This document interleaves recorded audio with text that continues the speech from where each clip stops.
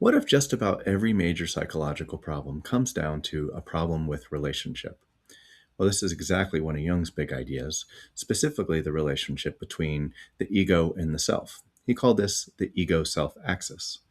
What that means is the ego, your sense of daily consciousness and your sense of I, needs to be in relationship with self, which I could say a lot about it, but for now we'll just define it as the totality of the psyche, which includes both conscious and unconscious.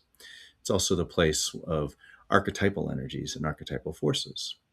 So, in a talk titled Madness, Religious Experience, and the Wisdom to Know the Difference, analyst Thomas Lavin created a modification of Edinger's image that shows what this looks like.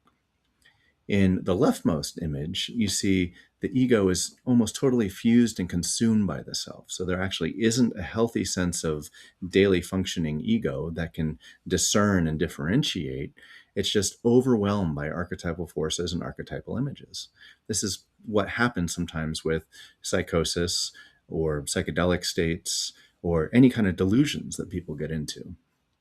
The second image shows the ego and the self totally separate without any sort of relationship. So this could look like somebody that's really good at daily functioning in the world, but their life is totally cut off from all sense of connection to something beyond themselves or purpose or meaning. This results in states of depression, loneliness, and alienation.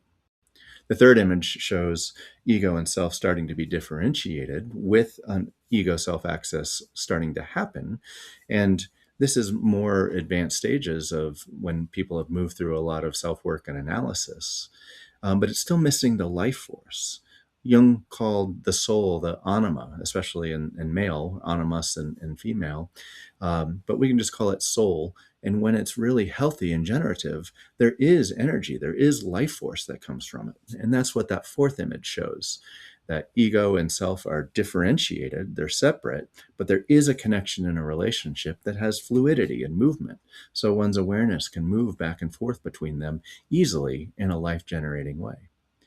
Now, this whole diagram is about intrapsychic, that is, one's relationship with oneself.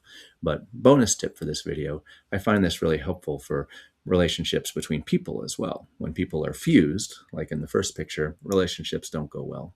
And if people are totally separate, relationships don't go well in the second image.